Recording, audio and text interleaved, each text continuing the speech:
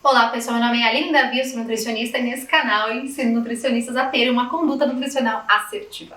Hoje nós vamos falar sobre suplementos focados para treino resistido. Então aquele seu paciente que faz musculação, que faz crossfit também, seria interessante alguns tipos de suplementos. Vou trazer para vocês aqui alguns hoje, para que a gente discuta mais e você me conte aqui quais que você utiliza com o seu paciente. Então vamos lá. Nós temos aqui esse trabalho que traz pra gente, então trabalho de 2015, que traz a utilização da citrulina. Nós não temos tantas evidências assim em relação à citrulina, mas é importante lembrar que nós temos trabalhos que comprovam sim algumas ações pensando em treino resistido. Então, citrulina nós temos nesse trabalho, foram 8 gramas aplicadas aí 1 hora pré-treino. Isso foi comparado com o placebo.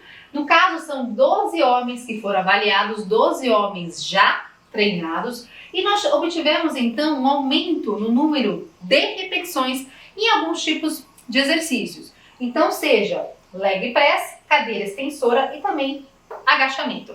É claro que perante a ciência, é interessante comprovar e validar esses dados com outros trabalhos acadêmicos, sim, então é um ponto interessante. Mas até então, esse trabalho mostra um certo benefício e de repente pode ser utilizado no seu paciente que faz a musculação, é uma possibilidade.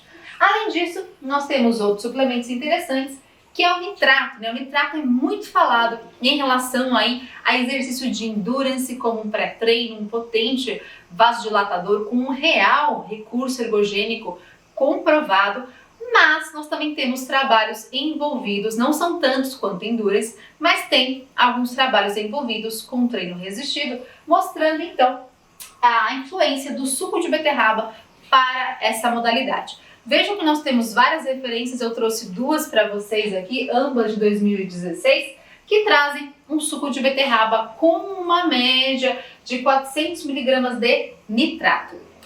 Claro que aí tem um ponto importante, a gente não sabe muito bem qual que é a quantidade presente em cada beterraba, isso tem uma variação que é expressiva. Então, enfim, nós temos uma medida, uma quantidade que gira em torno aí de 400, 500 ml de suco da beterraba puro. E quando eu falo da beterraba pura, é pura, sem adição de água. Ou seja, 400, 500 ml de suco puro de beterraba. E é importante lembrar que é o suco da beterraba e não o pozinho que você comprou da beterraba, já pronto. É claro que esse pozinho também tem nitrato na sua composição, mas a quantidade é quase 6 vezes menos, ou seja, não vale a pena.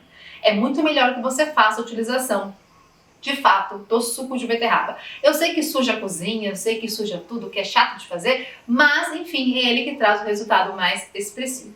E lembrando que quando você cocciona a beterraba também, a gente tem uma redução expressiva de nitrato. Então seria mais interessante ela crua.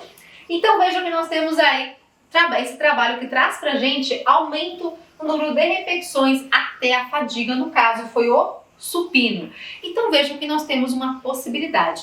Então vejam que nada impede que você faça uma prescrição de um suco de beterraba 1 hora antes do treino. E aí, cautela.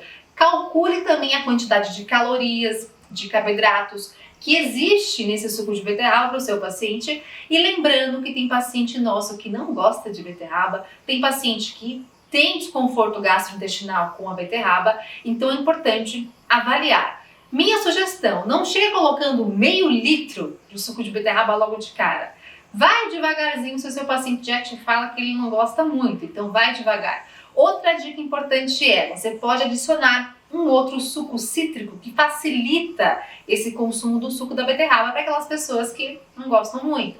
Então, de repente, um suquinho de limão ou até mesmo de laranja para auxiliar esse seu paciente no consumo desse suco aqui, tá? Outro ponto importante é a beta-alanina. A gente tem mais comprovação científica em relação a alguns esportes de pequeníssima duração com uma alta intensidade e não seria o foco tanto a musculação. Porém, nós temos alguns trabalhos que mostram que pode ter um benefício. Então vejam só, esse trabalho que traz pra gente, de 2018, uma recomendação em relação a 30 indivíduos que foram avaliados, treino resistido 3 vezes por semana, que nem é tanto assim, né? E aí 6,4 gramas de betalanina durante 5 semanas aumentou o número de séries. É importante lembrar que a beta-alanina tem um efeito de parestesia, aquela coceira, aquele formigamento.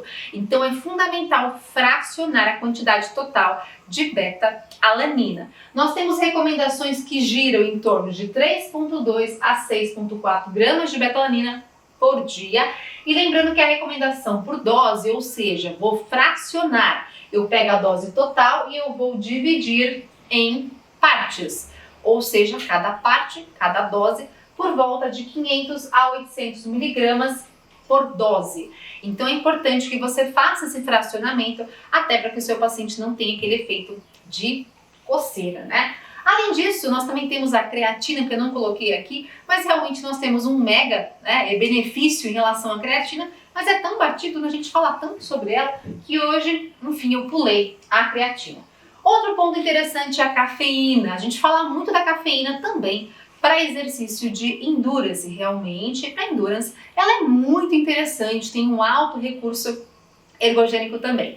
Aqui nós temos alguns trabalhos que mostram um efeito interessante para exercício resistido. E lembrando que a cafeína deve ser consumida 1 hora antes do treino para que ela tenha o seu pico de ação, a sua metabolização. O seu pico de ação acontece em 1 hora. Então não adianta chegar na academia e tomar a cafeína, eu vou ter o efeito depois que eu estou indo embora. Então toma 1 hora antes para que eu tenha o efeito no momento do exercício. Então vejam só que nós temos uma recomendação aqui, de acordo com o American College, de 3 a 6 miligramas de cafeína por quilo de peso corporal. E vejam que nesse trabalho de 2016 nós temos homens treinados que foram comparados com um placebo e 2 doses diferentes de cafeína, ou seja, 3 miligramas por quilo de peso corporal ou 6 miligramas por quilo de peso corporal. E eles foram avaliados em relação a alguns exercícios. Então nós tivemos aumento nas repetições em supino, desenvolvimento e rosca direta. Lembrando que, olha que efeito interessante, nós tivemos esses efeitos na dose de 3 e 6 miligramas, então não teve efeito adicional na dose de 6 miligramas. Ou seja, não tem por que também superlotar o seu paciente com uma alta quantidade de cafeína. Uma dose de 3 miligramas, de acordo com esse trabalho, já foi eficaz. Outro ponto importante, não chega dando a dose máxima de cafeína para o seu paciente, dá a dose mínima de 3 miligramas, avalie o resultado e depois você pode pensar em aumentar, mas nunca chega no teto. Coloca o menos, vai avaliando e depois, claro, você pode pensar sim em aumentar de acordo com a necessidade. Então vejam que a cafeína é interessante para esse propósito. Lembrando que se o paciente treina à noite, aí já complica um pouco, né? Porque a metabolização completa da cafeína demora umas 3, 4 horas e, consequentemente, o seu paciente pode ter insônia por conta de uma alta dosagem de cafeína. Outro ponto importante a ser avaliado é aquele seu paciente que tem um desconforto com a cafeína, fica angustiado, fica com taquicardia, cautela. Alguns dos nossos pacientes podem apresentar polimorfismos e enzimas que metabolizam a cafeína. Então, esses pacientes são metabolizadores lentos da cafeína e, consequentemente, nós temos que evitar a cafeína nesse público. Então, atenção aos sinais e sintomas do seu paciente também. Então é isso que hoje nós iremos falando sobre suplementos focados, de fato, para esse público, para pacientes que fazem treinos aí de musculação, crossfit. Conta pra mim o que você faz mais com o seu paciente em relação à suplementação desse público.